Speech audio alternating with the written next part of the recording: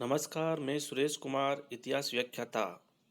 आज हम भारतीय संस्कृति के मूल आधार में भारत के साहित्यिक विरासत में टैगोर का योगदान अर्थात भारतीय साहित्य को टैगोर की देन के विषय में पढ़ेंगे। गुरुदेव श्री रविंद्रनाथ टैगोर के विषय में हम कि उनके साहित्य में क्या क्या योगदान रहा। 1913 में उन्हें गीतांजलि पर नोबेल पुरस्कार मिला था और शिक्षा, साहित्य, कला सबके क्षेत्र में उनका क्या क्या योगदान रहा उसके विषय में हम विस्तार से अध्ययन करेंगे।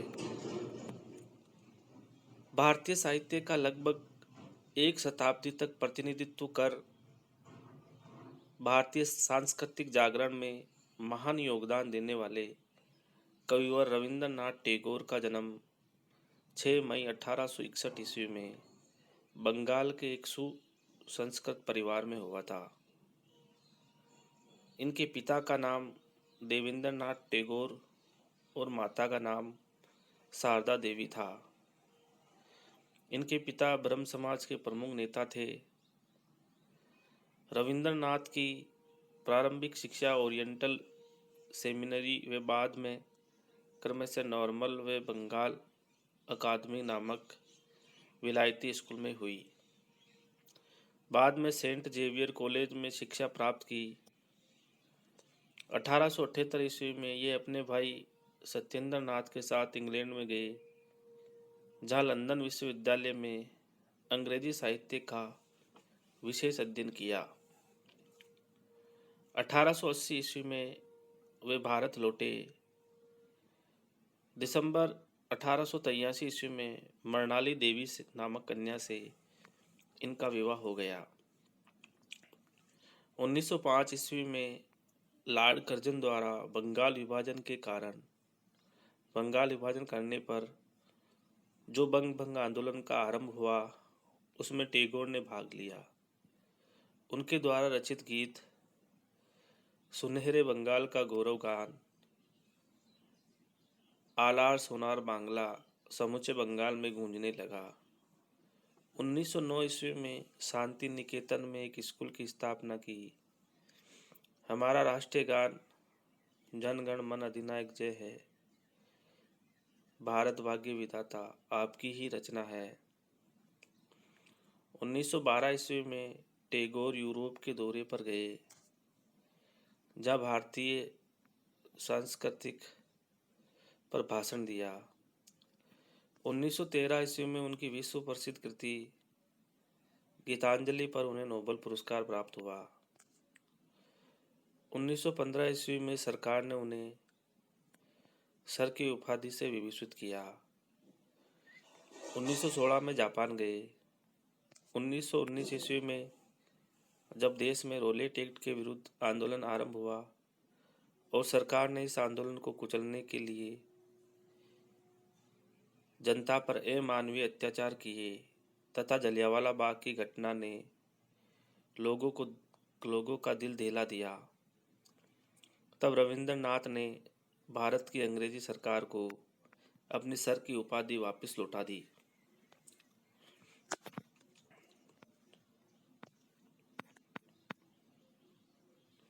उन्नीस सौ 21 ईस्वी में अपनी संस्था शांति निकेतन को विकसित कर विश्व भारती विश्वविद्यालय का रूप दिया। इस संस्था के अंतर्गत रविंद्रनाथ टैगोर ने ग्रामोद्धार के लिए श्री निकेतन को विकसित किया। 1921 ईस्वी में आपने गांधी जी का स्वागत किया और उन्हें महात्मा की पदवी दी। 7 अगस्त 1941 ईस्वी को 80 वर्ष की आयु में इस महान विभूति ने अनंत की ओर प्रस्थान किया। वे देश भर में गुरुदेव के नाम से विख्यात हुए। कवि रविंद्रनाथ टैगोर की प्रमुख रचनाएं देखते हैं। हमने ऐतिहासिक पृष्ठभूमि देखी, अब हम उनकी रचनाएं देखेंगे। काव्य ग्रंथ रविंद्रनाथ की प्रारंभिक रचनाएं भानु सिंह उपनाम से भारती नामक पत्रिका में प्रकाशित होती थी। प्रारंभिक रचनाओं में 18 वर्ष की अवस्था में उन्होंने वन फूल तथा कवि काहिनी नामक काव्य ग्रंथ लिखे थे। इसके बाद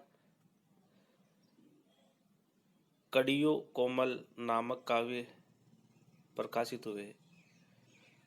तत्पश्चात मानसी, सोनार तरी, चित्रा,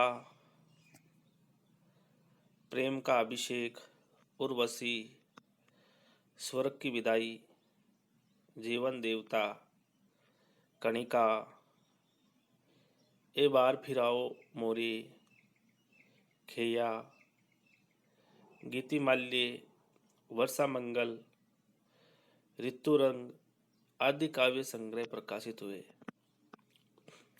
1909 ईस्वी में उनका विश्व प्रसिद्ध काव्य ग्रंथ गीतांजलि प्रकाशित हुआ।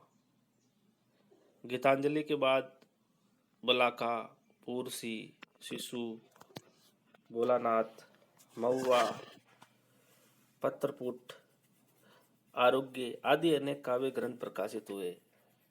श्री हंस कुमारी तिवारी ने उनके काव्य की तीन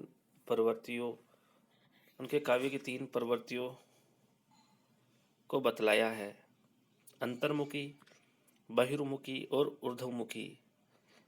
उनकी पहली कविता वन फूल से लेकर छवि ओगन तक की रचनाएं अंतर्मुखी प्रवृत्ति की प्रतीक है। कड़ियों कोमल से खोया तक की रचनाओं में बहिर्मुखी प्रवृत्ति दिखाई देती है। खेया के बाद से लिखी गई रचनाएं उर्दूमुखी हो गई और उसमें आध्यात्मिकता की स्पष्ट छाप दिखाई देती है। गीतिमय काव्य उनके काव्य गीतों में संध्या गीत, विदिखा, गीतामाल्य, ऋतुरंग, वर्षा मंगल, चित्रा, उर्वशी, कल्पना आदि है। उर्वशी उनका उच्च कोटि का गीति काव्य माना जाता है। उनके काव्य गीतों में मानव प्रेम एवं देश प्रेम प्रमुख रूप से अभिव्यक्त हुआ है। नाटककार उनके नाटकों में चांडालिका, चित्रांगदा, नटीर पूजा, विसर्जन, डाकघर, राजा और रानी, कर्णकुंती आदि प्रमुख है। रविंद्रनाथ के डाकघर, राजा और रक्त करीबी नाटक विशेष प्रसिद्ध है। चित्रांगदा नामक नाटक में नारी जीवन की समस्याओं का सुंदर विश्लेषण किया गया है। मानव जीवन पर ऋतुओं के प्रभाव तथा प्रतिक्रिया के अंतर्गत उन्होंने शरदोत्सव, अचला यत्न, फाल्गुनी आदि नाटक भी लिखे। अब इनके उपन्यास है। टैगोर के प्रारंभिक उपन्यास ऐतिहासिक थे, किंतु बाद के अधिकांश उपन्यास सामाजिक समस्याओं को ही लेकर लिखे गए। इनके उपन्यासों में अधिकतर मनोवैज्ञानिक है, जिनमें स्त्री पुरुषों, मानसिक द्वंद्वों के मार्मिक चित्रण है। रविंद्रनाथ के करुणा, बहु, ठकुराइन का हार, राजर्षि, संस्कृति के 4 अध्याय, आँख की किरकिरी, नौका डूबी, गोरा, घर वायरे आदि प्रमुख उपन्यास है। घर वायरे नामक उपन्यास में राष्ट्रीय भावनाओं का अत्यंत सुंदर चित्रण हुआ है। आपका गोरा नामक उपन्यास सबसे विख्यात है, जिसकी गणना न केवल बांग्ला साहित्य में बल्कि समस्त भारतीय में श्रेष्ठतम उपन्यास है। कहानियाँ बंगाल में दोहरी छोटी कहानियाँ लिखना रविंद्रनाथ टैगोर ने प्रारंभ किया। उनकी प्रारंभिक कहानियाँ हितवादी पत्रिका में प्रकाशित हुई और फिर निरंतर विभिन्न पत्र पत्रिकाओं से प्रकाशित होती रही। काबुली वाला तथा द होम कमिंग नामक कहानियाँ इनके ज्वलंत उदाहरण हैं। काबुली वाला और द होम कमिंग नामक कहानियाँ इनके ज्वलंत उदाहरण हैं।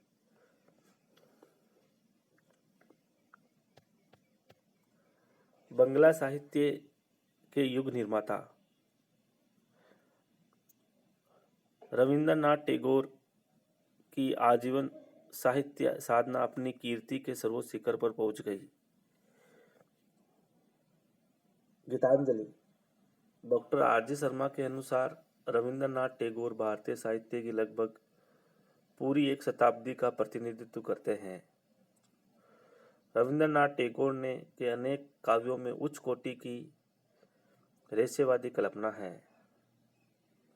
गीतांजलि इस महान विभूति के रहस्यवाद का सुंदर उदाहरण है। गीतांजलि का सामान्य परिचय। भारतीय साहित्य साधना के सत्यम शिवम सुंदरम इन तीन आदर्शों में से कवि की सुंदरम में विशेष रुचि है।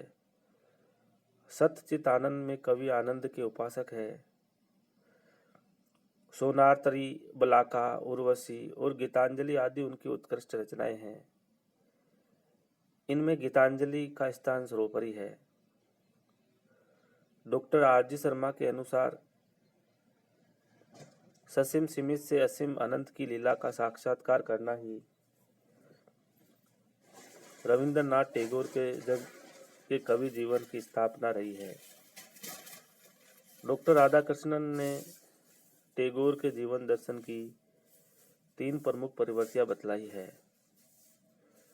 नंबर 1 है जीवन में आध्यात्मिक मूल्यों की श्रेष्ठता। 2 है जीवन के प्रति आस्था तथा जगत से पलायन की मनोवृत्ति का त्याग तथा तीसरा है समस्त मानवता एवं विशेष रूप से निम्न पीड़ित वर्गों के प्रति सहानुभूति व प्रेम का व्यवहार। गीतांजलि में हमें कवि की उपयुक्त प्रवृत्तियों के अतिरिक्त उनका मानवतावादी दृष्टिकोण भी स्पष्ट रूप से दिखाई पड़ता है। टैगोर की मानवीय अभिरुचि को उनकी आध्यात्मिकता कहीं भी नहीं दबा पाई है।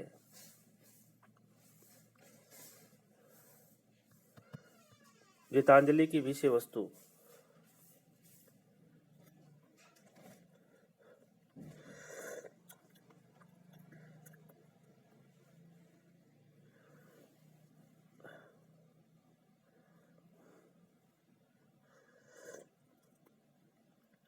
गीतांजलि को विश्व कवि रविंद्रनाथ टैगोर की एक महान रचना माना गया है। यह 1909 में बंगला में प्रकाशित हुई और स्वयं टैगोर ने 1912 में इसका अंग्रेजी अनुवाद करवाया। यह कृति शीघ्र ही बंगला के लिए गीता बन गई। काव्य मर्मज्ञों ने उसे विश्व साहित्य का एक अनूठा ग्रंथ कहकर सम्मानित किया। प्रसिद्ध विज्ञान कला साहित्य परिषद ने इस कृति को विश्व साहित्य की सर्वोत्कृष्ट पुस्तक बतलाकर टैगोर को साहित्य के लिए नोबेल पुरस्कार का हकदार घोषित किया। साहित्य जगत में इस कृति के द्वारा रविंद्रनाथ टैगोर प्रसिद्ध हो गए। इसी ग्रंथ पर टैगोर को 1913 में नोबेल पुरस्कार मिला। किसी भी क्षेत्र में नोबेल पुरस्कार प्राप्त करने वाले वे प्रथम भारतीय थे। 1913 में साहित्य में मिला। गीतांजलि में संग्रहित अनेक कविताओं दर्शन से ओतप्रोत है। इन कविताओं में टैगोर का मानवतावादी दृष्टिकोण स्पष्टतः प्रकट होता है। एक स्थान पर वे लिखते हैं कि यदि तुम ईश्वर के दर्शन करना चाहते हो तो पत्थर तोड़ते हुए पसीने में लथपथ मजदूरों में देखो। एक इतने स्थान पर वे कहते हैं कि सीमा मायने असीम तुम बजाओ आपन सुर आमार मध्य तोमार लीलाताई अति मधुर। अर्थात हे असीम तुम सीमा में अपना सुर छोड़ा करते हो, इसलिए मुझ में तुम्हारी लीला इतनी मधुर लगती है। असीम ससीम के नितिन संग का इच्छुक है और ससीम असीम में खो जाना चाहता है। गीतांजलि के एक स्थान पर कहते हैं कि एक ज्योति समुद्र माझे ये सतदल पदम राजे तारे मधुपान करे छी धन्य आम ताई। मैं धन्य हूँ क्योंकि मैंने इस ज्योति समुद्र के बीच खिले हुए सतदल कमल के मधुरस का पान किया है। नेक्स्ट है गीतांजलि की समीक्षा। गीतांजलि के प्रकाशन ने बंगाल व भारत में ही नहीं बल्कि समस्त विश्व में तेल का मचा दिया। फ्रांस के प्रसिद्ध विद्वान सिल्वन लेवी ने इस कृति के प्रकाशन के बाद टैगोर के संबंध में कहा, बुद्ध, व्यास, वाल्मीकि, अश्वु घोष तथा कालिदास के रूप में जो भारतीय प्रतिभा समय समय पर प्रस्फुटित होती रही है, वही जाज्वल्यमान भारतीय प्रतिभा रविंद्रनाथ के रूप में प्रकट हुई है। अनेक विद्वानों ने गीतांजलि को महाकाव्य के समकक्ष बतलाया है। विज्ञान कला साहित्य परिषद ने गीतांजलि पर टिप्पणी करते हुए कहा कि निस्संदेह गीतांजलि विश्व साहित्य के इतिहास में सर्वश्रेष्ठ पुस्तक है। इस प्रकार हमने गुरुदेव रविंद्रनाथ टैगोर के विषय में विस्तार से अध्ययन किया, उनकी रचना गीतांजलि के विषय में विस्तार से अध्ययन किया। निश्चय ही एग्जाम की दृष्टि से महत्वपूर्ण है। धन्यवाद।